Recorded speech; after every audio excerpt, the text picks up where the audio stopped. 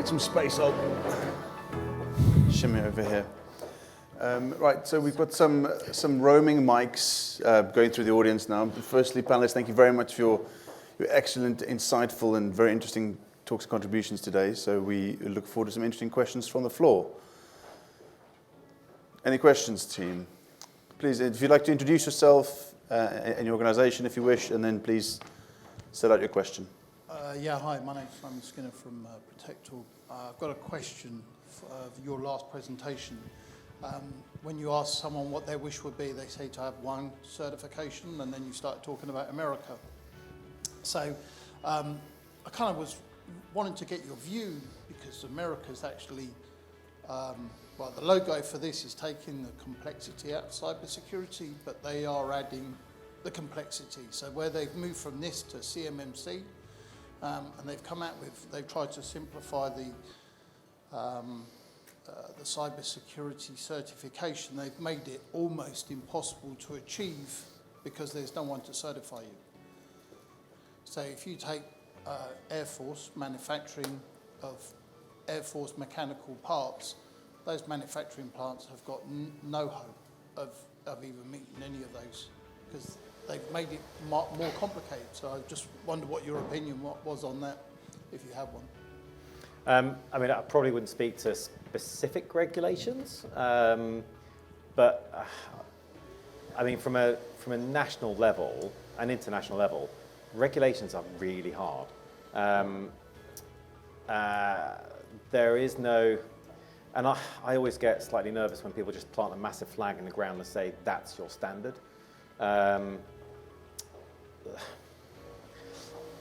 Yeah. I'll paraphrase. It's really hard because there is no one size fits all, and that's what you're talking about. And the broader it is, I'd say the less useful it is.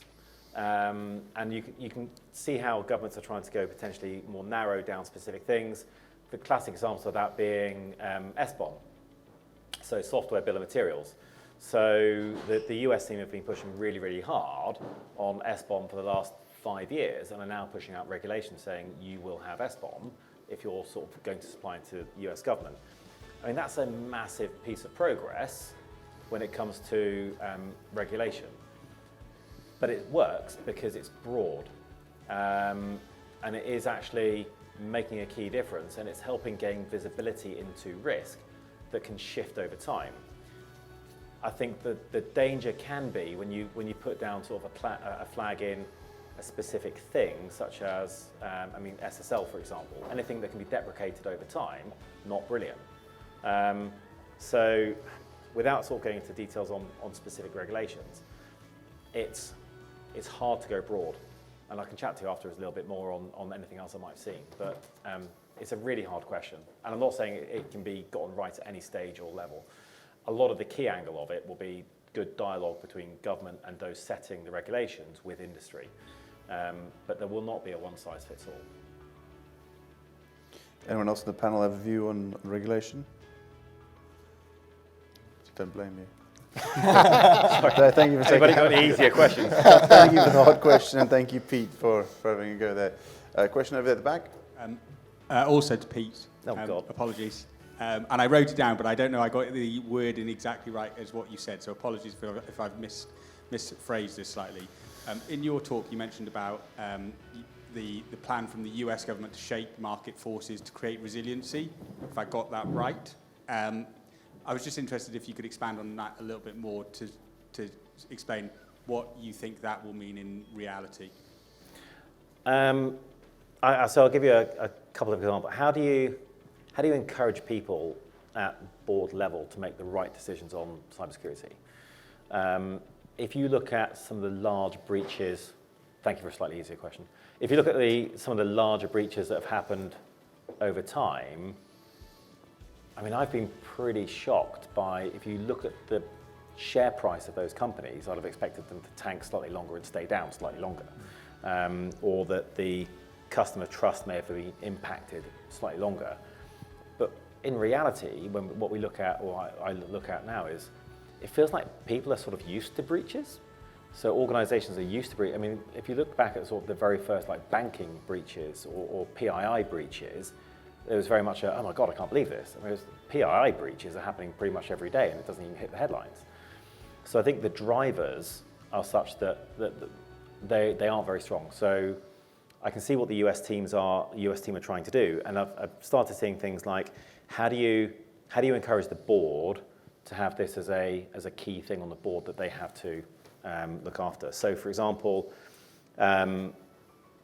putting cybersecurity into the bonus requirements for board members. So it is literally on their roles and responsibilities. If you want your bonus, then actually you've got to achieve certain things when it comes to security and resilience.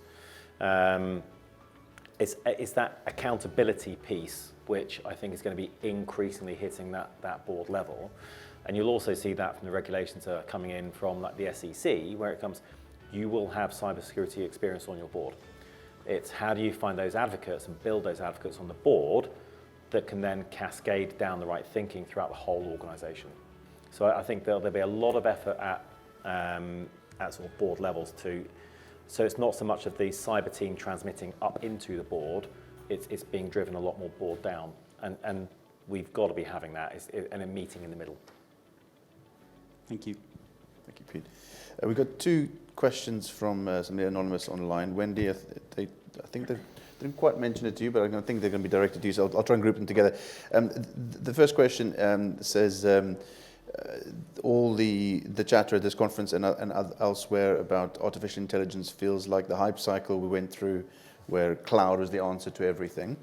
So a comment on, I think the question is AI for everyone, or what do we think is going to be?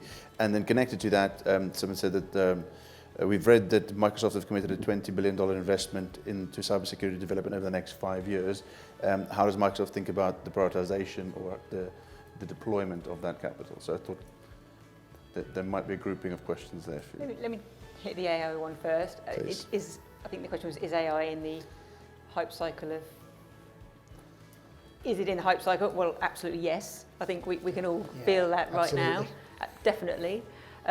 Is it always going to stay in the hype cycle right at the top, or is it going to tank into the trough of disillusionment before it pops back up to the plateau of productivity?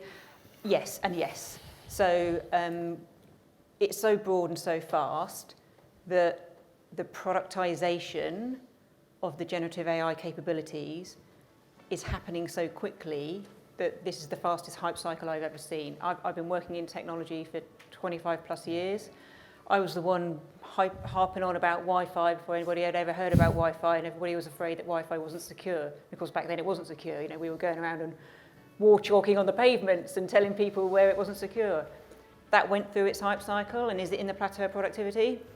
You know, it's just de facto. So yes, AI will get there. What I'm seeing at the moment from the development, both within Microsoft, within our partners and within our customers, at just the breadth and the speed and the pace, is that it's moving faster than any technology I've seen in my experience in my career to date. And I'm older than I look. Does that answer the question? I'm sure there's a lot of insight there. Thank you very much. Okay. And then the second part was around the investment that Microsoft has publicly committed to investing in security development. Yeah, so I came to Microsoft 5 years ago, and it was not a security vendor, as far as I would have positioned a security vendor. The investment that's happened has, if you look at where we came from, investment in the hyperscale cloud to bring out the Sentinel capability that is across all of those cloud services, all of the Defender endpoint from IoT to endpoint to server to cloud, all of those capabilities across compliance. You know, the portfolio is so broad and so extensive now that we show up as the number one vendor across pretty much all of the core capabilities in security. So we talk about vendor consolidation. 5 years into this journey, I feel pretty confident that Microsoft is probably the one vendor that can cross more things, and you can consolidate down to that one vendor. We have committed to another $20 billion investment. Where is that going to go? We don't do roadmap, that's all I can say. But it's going to go into threat intelligence and helping everybody move faster. I think that's probably all I could say right now. But yeah, I Thank think you, incorporating the power of AI into the threat landscape so that we can really access more data more quickly in a more secure way, if that is enough.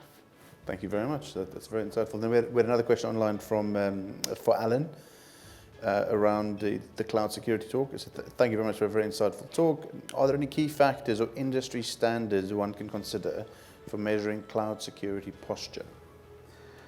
So some of the key factors really around the benchmarking is making sure you've got your visibility. That is key to being able to see those blind spots, like I was talking in my presentation. Having it continuously checking and using tooling like Microsoft Defender for Cloud to be able to do that for you, because having a team looking at your cloud environments is impractical. It's not it's difficult to have someone do that and keep up with it. So having tooling like Microsoft Defender for Cloud to be able to do that sort of checking for you is key, and seeing that then shows, like I was saying, your blind spots, your misconfigurations, your risks, and be able to then use governance to then continuously check that and make sure that it's making sure that you're always on top of it, and make sure your posture is always high to prevent, reduce your risk of threat and attacks.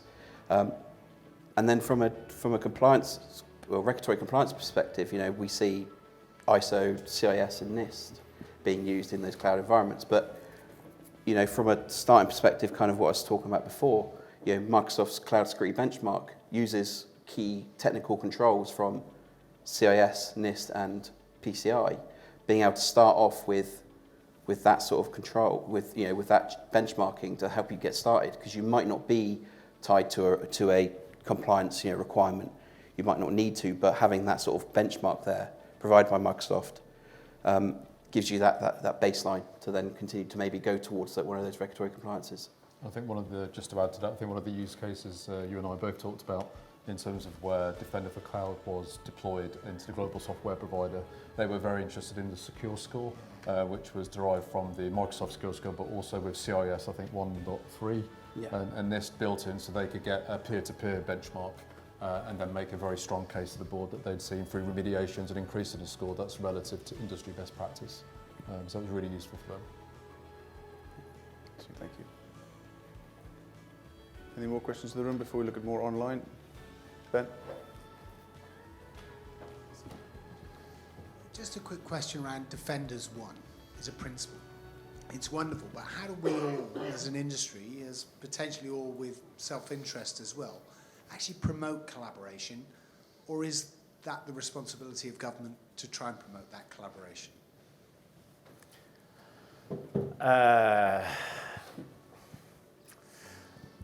It's weird, because you look around the room here, and there are people I know around the room who I can pick up the phone to, or they can pick up the phone to if something happens, and it's have you seen this? So at an informal level, there's a load of collaboration that goes on across the sector. If you look at the various sort of signal chats or groups that all of us are pretty much in. So informally, I think there's a lot of that sort of collaboration that helps. Systemic or systematic collaboration, much harder. There are some really good examples in the financial sector. So for example, organisations that have sort of sprung up to form collaborations between different sort of organisations within the financial sector. Seen some really, really good fast collaboration on attacks there, where one organisation is attacked, within hours, the understanding of how it happened, the mitigations transmitted across to the other organisations, mitigations put into place, and then the fire hose changed direction and it didn't work. That happened. That collaboration happened within hours, and it meant that what could have been a wider campaign was just killed really quickly. So collaboration can work, but it takes organisational focus to achieve it. And I've been sort of on like projects and sort of exercises where it's right, let's all collaborate. And it's really easy to even say that from the top, but it's, okay, so have you given your team time to go and form those trusted partnerships? Have you given lawyers access to what's going on? Because a lot of the time, the stuff you're talking about might be proprietary. It could be sort of commercial in confidence. How do you talk about that properly across different organisations? So I'd go to what are the relationships and partnerships you've already got, be that with your clients, be that with your industry peers, and say, right, actually, how do we respond to stuff together? Because you'll see threat actor groups targeting sectorally, and if they're targeting sectorally, then you'll see them working through different organisations in that sector. As a sector, you have reputational risk. So actually, again, things that you can do as a sector to work together, fantastic. And you'll see things like the ISACs, the sectoral ISACs spring up. There's a lot of those in the US. I mean, I'll give a shout out to like the aviation ISAC and the space ISAC, because again, they're making massive progress, but financial services, things like that. So there are things out there that can help. I think governments can encourage that, and certainly the US government helped a lot on the creation of those ISACs early days. But again, it's who are the cavalry? Well, the cavalry is us, really. So the better we can work together means that as a sector and organisation, we can defend as well. Next question is not addressed to anyone specifically in the panel, more of a technical, tactical one. They said that a number of the panelists spoke today and mentioned multi-factor authentication as either as a basic step or as a key enabler to zero trust. Is 100% multi-factor rollout possible for an organisation, or is that a pipe dream? So, You go ahead. okay, I'll go first. So, I think it's close to being possible. So I think I can't sit up here and guarantee that you could multi-factor every single legacy application out there. But there are overlays today that allow you to do probably 98% of what is out there. So leveraging the so again, I agree with the point. Comes back to, I think it was Wendy that was saying in her presentation, you can cover 98% of your risk by only doing 5 or 6 things. Mm-hmm. Multi-factor has to be within that, absolutely. But not just your core systems. Actually, I think arguably, although they're probably less exposed, your bigger risk is your side windows in your house, as it were, which happens to be quite often your legacy applications. And I think I think striving for 100% coverage is obviously a good aspiration, but again, Absolutely. It's relative to risk as well. So that 100% might be 100% coverage of the risks that matter to the context of your business, as opposed to every single thing, user, device, or resource. Kind of touched on solutions such as Silverfort and some of these other vendors and solutions that are coming out to provide secure authentication into areas that were previously not protectable or very complex to protect. But I think specifically with Silverfort, they've looked at it from a directory perspective. So I heard a really interesting example the other day of local police forces in the US who use terminals to bring up background checks on criminals. And obviously police officers change in vehicles, so having to sort of get a token to securely authenticate to a terminal within a police car every single time a shift changes is not achievable. So Silverfort, for example, were able to just pull in from directory a token which could, within sort of seconds authenticate the police officer, so they could make a background check on a criminal who might be holding a gun to their head at that given moment.